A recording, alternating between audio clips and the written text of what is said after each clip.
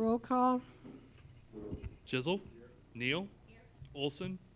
Here. Luce. Present. Zittergruen. Here. Hadley. Here. Johnson. Here. Is there anybody who wishes to speak to the council on anything that is not on the agenda? Hearing, seeing none, swearing in of Brent Parker and Christopher Assemblage. Christopher.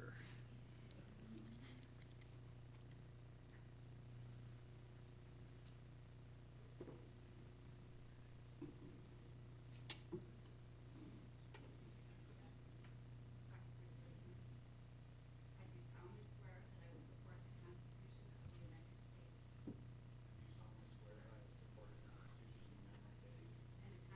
the United States. And the Constitution of the State of Iowa. And that I will faithfully and impartially, to the best of my ability, discharge all the duties of the office in Decorah.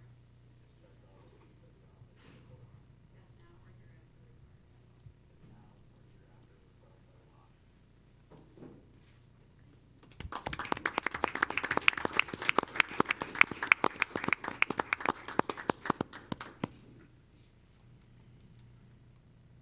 Well, we'll look forward to both of you starting off in January with budget stuff. I can tell you're really excited.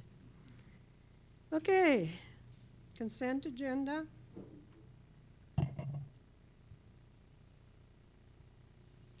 No, sorry.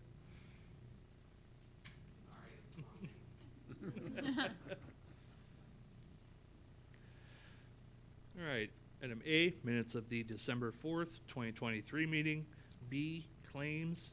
C, reappointment of Bill Courtney to Zoning Board of Adjustment. D, resolution setting public hearing on amending section 17.120.015 and chapter 17.140 related to Decorah floodplain district and floodplain management. And E, renewal of Class C retail alcohol license with outdoor service and catering for Rebound Winneshiek LLC. Motion to approve the consent agenda? Second. Motion made by Olson, seconded by Neal. Any discussion? Just a quick note, mostly for everyone in attendance and online. So the floodplain public hearing that's been set, this is an ordinance that the city was sent from FEMA that, while very lengthy and great detail, there were certain segments highlighted that said insert City of Decorah here, and here's 2 paragraphs that you can choose which paragraph you want, A or B. And so P&Z reviewed this and chose the less stringent of those 2 A or B choices both times, which refer to interior ponding areas, which are new to FEMA's floodplain regulations. So essentially an area on the backside of the levee system where if the floodgates shut, then it'll pond back behind the levee. Those are new additions, and the reference to floodplain fringe, that's what we would typically refer to as the floodplain. Excuse me, flood fringe is what we would refer to as the floodplain. And this public hearing will be on January 16th. 16th, I'm sorry, yes. I think 15th is in the resolution, but I believe that is a Martin Luther. holiday. Yeah, Martin Luther King, yeah. Okay, roll call. Olson, Aye. Neal, Aye. Chisel, Aye. Luce, Aye. Zittergruen, Aye. Hadley, Aye. Johnson. Aye. Motion carried. Conduct public hearing on amending section 17.16.030 related to accessory buildings.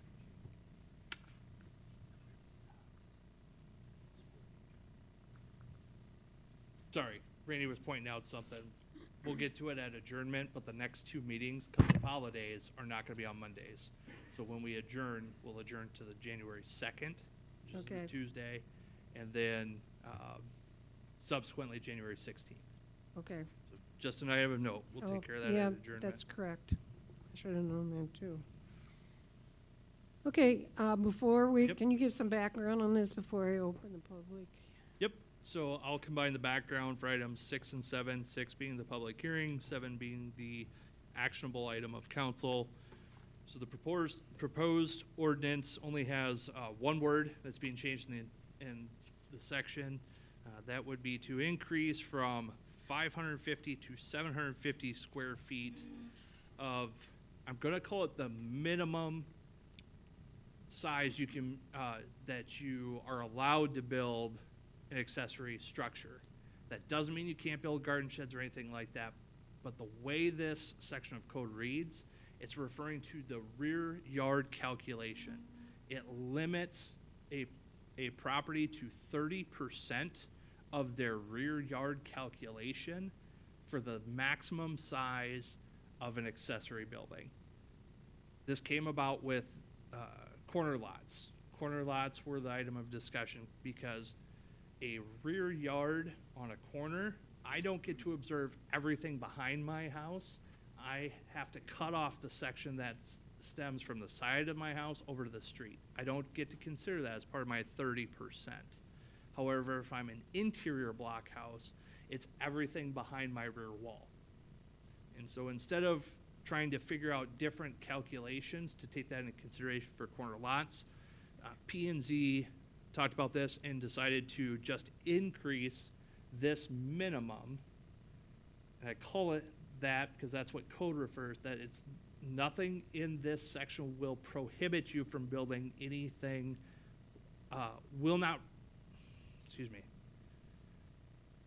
it will not require that you cannot build at least a 750 square foot garage.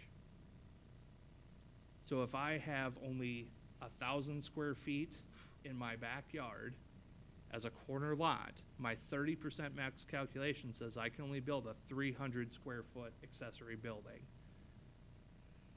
This sentence says, except nothing in this code will prevent you from building up to a 750 square foot garage.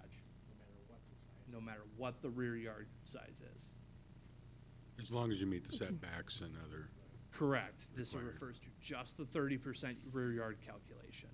Now, it doesn't mean you can't build anything smaller than it, but it says if you want to, you can build at least a 750 square foot garage. Okay, So, I'm gonna open the public hearing first.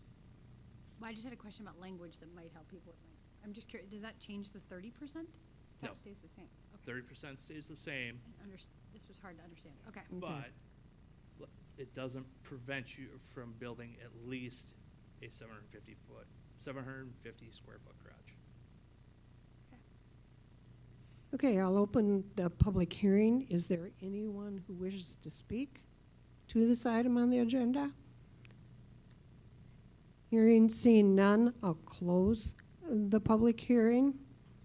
Consider ordinance amending section 17.16.030 related to accessory buildings, first reading. I'd move for approval. Second. Motion made by Chisel, seconded by Zittergruen. Any further comment? I think this is a great leadership by P&Z. I'm grateful that, you know, we're looking seriously at all the ways in which our code can encourage and allow people to build their lots out in ways that work best for their individual circumstances. So I'm in favor of this increased flexibility, and I hope it's one of a lot of things we do as a council in this year and coming years to reduce some of the barriers to building housing in Decorah. And I'm aware this is about accessory buildings, but you know, if people build a garden shed, that maybe means they can convert something to housing, or, you know, this, I think this this would work with our ADU stuff as well, right? Correct. Yeah, so this is the boring work of making housing cheaper down the road, and this is what this council's promised to do, so I'm glad we're doing it. Thank you. Okay, roll call. Chisel. Aye. Zittergruen. Aye. Neal. Aye. Olson. Aye. Luce. Aye. Hadley. Aye. Johnson. Aye. Motion carried. Consider resolution for local match for a BRIC scoping funds through FEMA Hazard Mitigation Assistance Program. Can you give us some background on that, please? Yes, so you heard me briefly reference the interior ponding areas in the previous with the flood maps. So this proposed grant application is a 65-35 split, 65 federal. We anticipate project at 335,000, so that would be 114,000 for local match. And we would apply to do the planning behind permanent installed flood pumps in these interior ponding areas, specifically Wold Park being this area. We can then take these plans and apply for additional hazard mitigation funding. However, without shovel-ready sites, we're not scoring very high on those type of applications. So this would allow us to get the planning done, that we would then go after the actual project. This would be split, it's proposed to be split financially between fiscal 25 and 26 because of the length of time this would take. Can we encumber future councils budgeting that way? With a grant application, it's kind of like a contractual purchase. You can do that. Or In theory, the next council could reverse course. That's with anything. Sure. Just possible repercussions. So I want to make sure that I understand this clearly. The 335,000 total price tag is just for the planning design stage, not for the actual hardware. Correct. What's a number for that? I mean, are we talking 7 figures? Jeremy's nodding his head yes and grabbing a microphone. Yeah, latest estimate is about 1.3 million without design. I understand. Are these projects often covered by, are there grants available for these things as well? Yeah, that's why we are looking to pursue probably hazard mitigation funds through FEMA. Seems like the most likely source, but we would definitely want to pursue something for the construction, yes. Okay. Hadley will make a motion to approve the resolution for local match grant for brick scoping funds. Second. Motion made by Hadley, seconded by Olson. Any further discussion? How long does it stay viable, this planning? Like, if we don't use it, you know what I'm saying? Mm-hmm. Like, is it, if we do the plans now, but we don't wind up then doing anything with the airport for 5 years, we have to redo it? Like the So- plan, like the, No, not the airport. We're not Just the the Wold airport. pumps. I'm sorry. Yeah, the flood mitigation. Do we have to redo it? Yeah, in theory, this should be shelf stable. I Okay. mean, unless there's drastic changes to climate or to development, we got a ton of hard surface that magically appears, that it all should stay shelf stable. Okay. I just, it's obviously a really important end goal to harden Decorah's flood resilience, but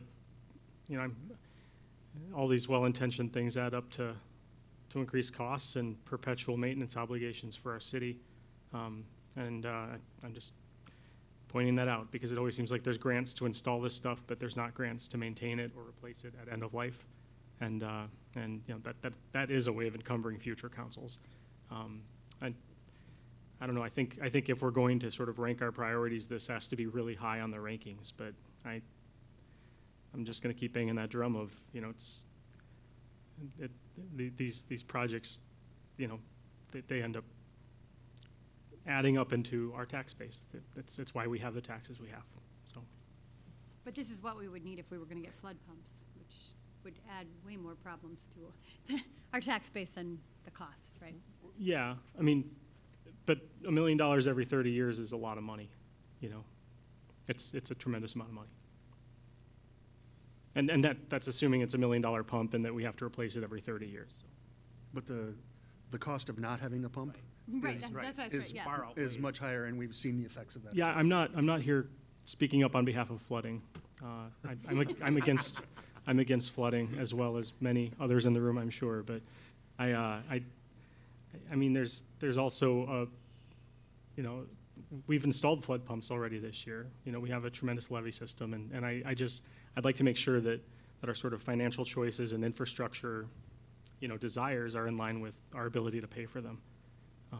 Yeah. If I might, Stephen, you might be thinking about the backup generators. The backup generators, yeah. Yeah. Yeah, so So those are not flood pumps. They're Backup generator. backup generators for our water and sewer system. Let's keep their water running. Yeah, that's right. Okay, good. Sorry, we're spending so much money on infrastructure, I forget what's what now. Yeah, that water that shows up at in your faucet, it's not cheap and free to get to your house. Yeah, yeah. Relatively cheap. Okay. Roll call? Hadley, Aye. Olson, Aye. Luce, Aye. Zittergruen, Aye. Johnson, Aye. Chisel, Aye. Neal. Aye. Motion carried. A resolution adopting fiscal year 25 airport capital improvement program. So the council sees this as ACIP every year. ACIP is required by FAA and the Iowa DOT for projects to be eligible for their grant funding. So if a project is not listed on here, we can't apply for those grants. Federal grants are 10%. That is why 10% is listed in the resolution. However, DOT typically 20%. Some of the other grant applications we've made, whether it's the Gavi grant, that was a 25%, if I'm remembering correctly. So if the council approves the ACIP, it makes us eligible for the grant funding. It does not obligate council to any of the one particular projects listed. However, I am noting the first item on there for fiscal 25, the Airport Commission just voted to go back out to bid for the project that we had budgeted for this fiscal year that came in 60% or so over engineer's estimate. They believe, in talking with our consulting engineer, contractors are, we only received one bid last time. There is more interest from contractors at this point. Material costs have stabilized and some have decreased, so they believe they can get closer to that engineer's estimate. But pointing out that project's on there, Airport Commission does want to advance and rebid that project. Also included on the list, jet fueling system upgrade, taxiway lighting, and replacement of the existing hangar lounge area. That would come down, and then 3 stall hangars added to the T hangars on the west end. And so beyond that, which the FAA and the DOT doesn't really look at too close, would be an update to the airport master plan, land acquisition, and assessment for runway extension.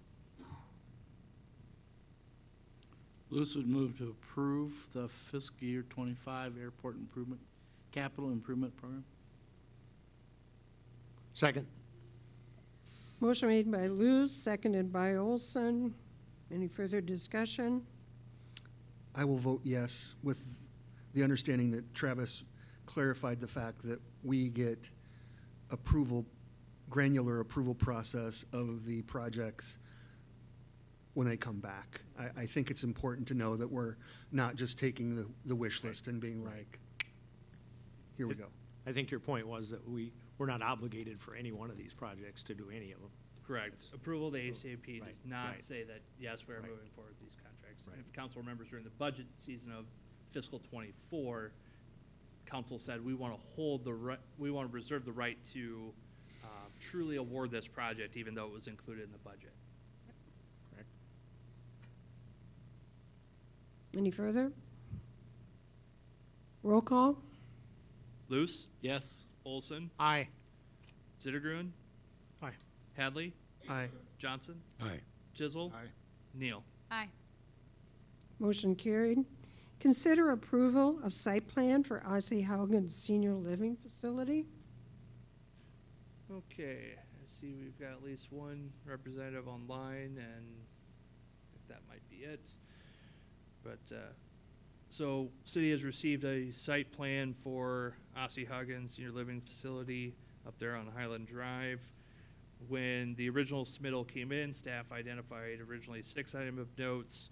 P&Z made a recommendation based on that provided site plan.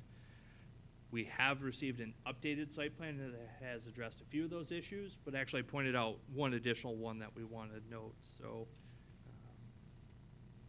the first item listed of the 6 fully was the address, which is not actually part of the the actual site plan process, I assign that number.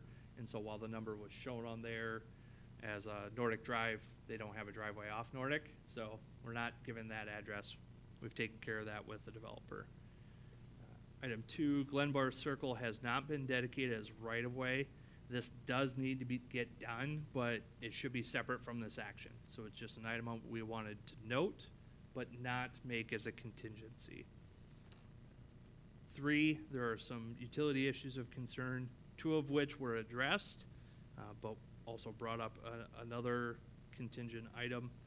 So the first one, plans show removal of an existing water valve, and staff wants it to remain in place. That updated plan still showed the removal, right, Jeremy? Okay, so that's still listed as an item staff would recommend contingent, as well as the new plans now show an increased sanitary sewer easement of one that currently exists. So we would just add that to shown on there that you're increasing it, addressing one of our issues. We need to get the easement too. So it's shown on the site plan, we need to get that easement. Another item that was on there that's addressed, private fire hydrant was in Glenbar Circle in the right-of-way. They've moved it into private, so we're good there. Item 4, landscaping plans being developed should be submitted when complete. 5, trail easement exists on the north side of the site through a proposed detention pond area. So since that trail development's unlikely, that easement should be terminated.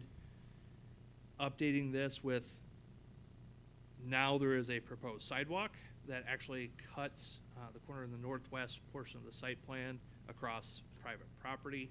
And so for that area there, we would need an easement for that sidewalk. And then item 6, stormwater management plans required. Once they get an NPDES general permit 2 from the DNR, they need to give the city a copy and give us copies of the drawings for stormwater practices.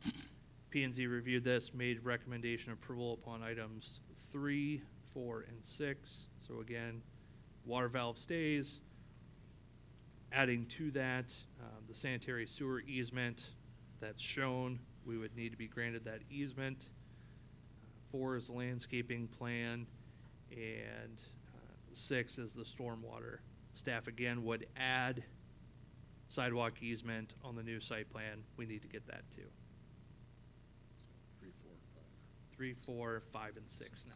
Okay. Hadley will I'd move recommend approval. approval with those contingents. Second. Motion made by Chisel, seconded by Hadley. Discussion? Jeremy, I believe at the P and Z meeting the other night, when they discussed this, you said there would be no issues with fire trucks or EMS access into this area. Is that correct? As far as we know, we do know there's been discussions with personnel from EMS. So everything is designed to be able to accommodate that. Accommodate. So yeah, from Okay. a design standpoint it is. From an access standpoint, I know they've had discussions. So from our perspective, yeah. Okay, good. I think it's great that they're doing their own dual ingress egress onto Locust or onto to Highland instead of Nordic, because it just makes things better. Much easier So, access. yeah. Exactly. Okay, any further discussion? I guess I'll just make mention too, the mayor had a community leaders meeting here last Wednesday, and Sam, I'll probably ruin his last name here, Becke, I think is his last name. I think it's both. Bokey, okay. The executive director, he was here and talked about it. And this project will take a couple, 3 years, I think he was saying, but at the end of it, they're looking at the idea of actually building housing out in that area for their staff that work out there, as well as working with the community as far as their existing site for OSSI to make housing out of that as well. So I think that's a good idea for this, for our whole community, this whole thing. Okay, any further discussion? Roll call? Chisel, Aye. Hadley, Aye. Zittergrun, Aye. Johnson, Aye. Neal, Aye. Olson, Aye. Luce. Yes. Motion carries. We still have a vacancy on telecommunication boards and Human Rights Commission. And who's on that? City manager, department head, and council reports. Quick items to note with the transition between council members, not just with an election year, but even the redistricting and all that uniqueness it created. We are going to actually change the email format for all council members. You'll no longer be Ward 1 at City of Decorah, Ward 2, Ward 3. All of you will have first initial, last name at decorah.iowa.gov. We'll still maintain the other ones. You'll still get those. But the difficulty really came up with the existing council members that are moving from one ward to at large or one ward to another. How do you keep all those emails that were supposed to come to you as a council member while assigning new council members those same emails? So again, we will maintain all the Ward 1 at Decorah, Ward 2 at large. We'll still maintain those. But we're going to encourage all council members, first initial, last name at decorah.iowa.gov. So that way, as you move, if anyone moves again between wards or ward to at large, we can make that transition much easier. Right, Chopper? So there's that. Did want to bring up, and again, no council action can happen with this, but so Pete, the police department will be going through the hiring process again we've had an open police officer position, and we'll be opening that application process back up. Civil Service just voted to advertise today, but the chief wanted me to bring up the current sign-on bonus. There's interest in dialing that back a bit from $10,000 down to $7,500 because of some of the onboarding costs and budgetary constraints we're facing. So again, it can't be a council action item, but the advertisement is meant to open sooner rather than later. And so wanted to put that out there. If you can please let me know your thoughts. Again, not collectively, but just individually, please let me know your thoughts on $7,500 versus $10,000. That was a council action. It was a resolution, I think. And so we would bring it back at the next meeting as a council action. Okay? And speaking of openings, we will soon be advertising for city engineer. This is where we collectively boo. Boo. Ooh. So, no. Wish Jeremy the best. He's had an opportunity come up and will be moving on from the city. But prior to advertising the position, I do want to have some discussions with council on that position itself. Jeremy and I are going to talk further about the position as well. So that advertisement is coming. Jeremy has given plenty of lead time, about 2.5 months notice. So we want to sit down and look at the position first before we advertise. I appreciate that. Jeremy, we're going to need a stormwater management plan for my tears. So I mean, everybody can say what he has to have done in the next 2 months to be able to fulfill his. Yeah. Okay. All right. Anything else from the table? No? Okay, Randy? I have nothing, Mayor. Emily? Well, it dawned on me that this is Steve and Kirk's last meeting. I'm and getting so to that too. I so. really do want to thank both of you for your time and commitment and thought that you've put into council, and also to say openly that I have respected all of your votes and the things, even when we disagree. I appreciate your opinions and the thoughts that you share. So thank you for your service.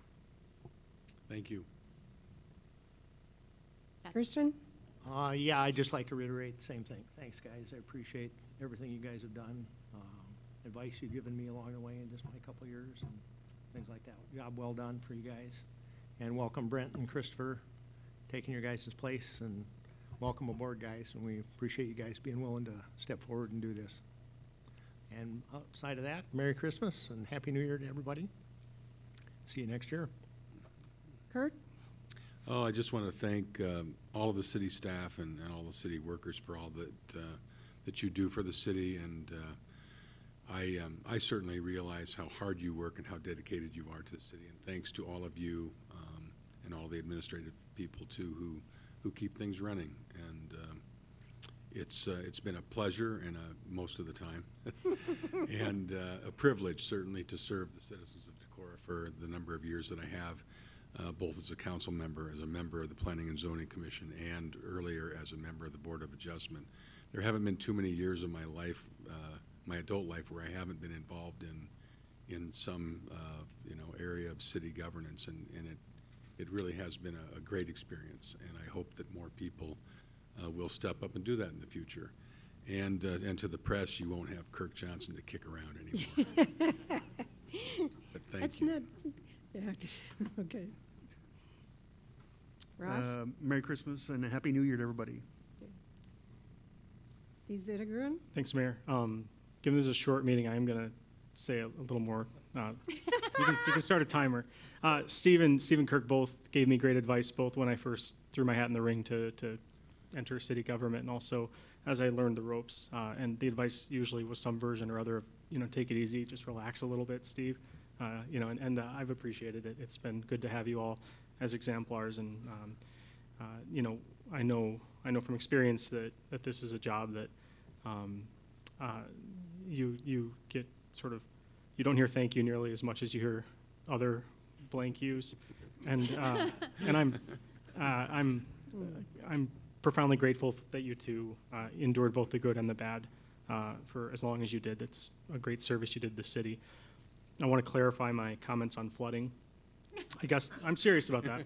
I still am anti-flooding. I'm not changing that position, but I guess my question was sort of more, if this was $10 million, would we do it? If it was $100 million?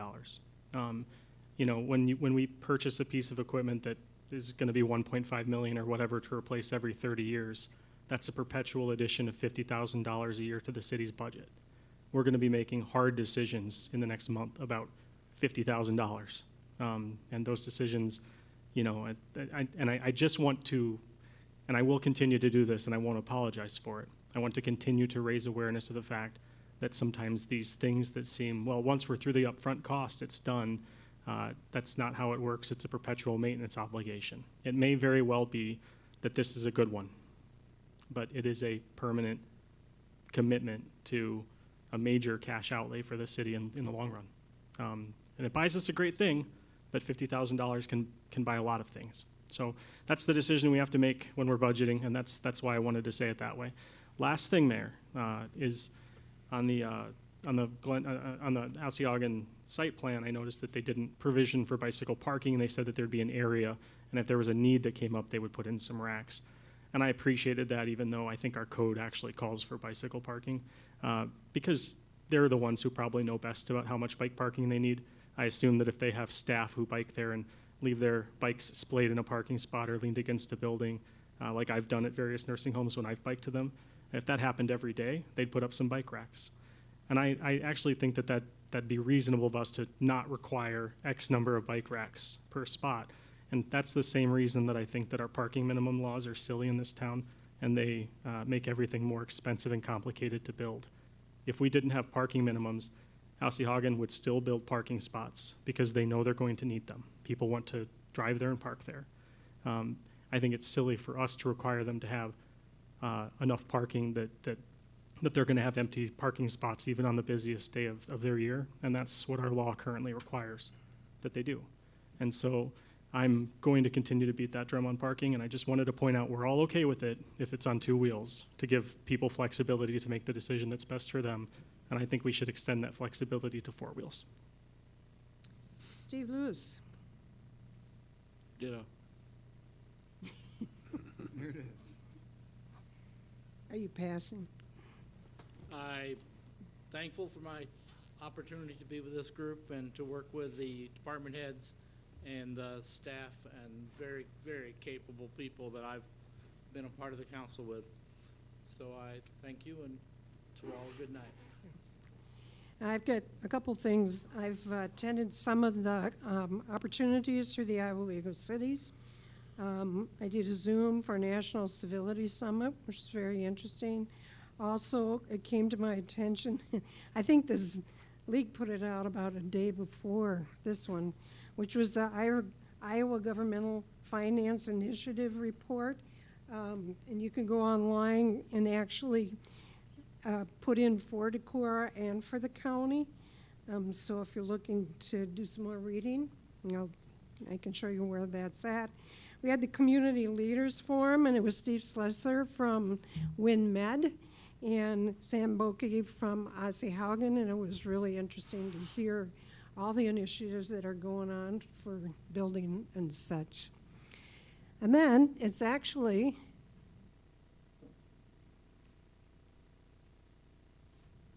and I'll say this with all due respect. I could probably do a lot of laughing, but to Steve Luce, it's a certificate of appreciation. Thank you.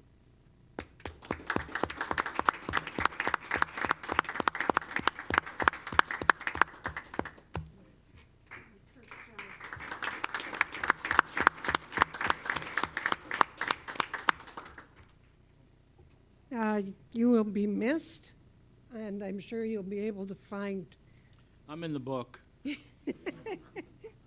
I'll be calling you, all of you, about every little complaint I have going forward, so. Well, we'll look forward to be able to respond to you in a positive Yes, way. thank you. Okay. Did I forget anything? Well, other matters, can I make a Other ma- can I make a motion to move our next meeting to January 2nd and the second meeting to January 16th because of the holidays? Second.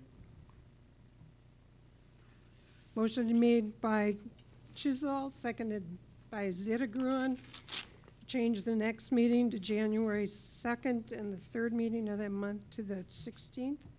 Correct. Roll call? Chisel, Aye. Zittergruen, Aye. Hadley, Aye. Johnson, Aye. Neal, Aye. Olson, Aye. Luce. Yes? Motion carried. Would move to adjourn. Move to adjourn. Thank you very much.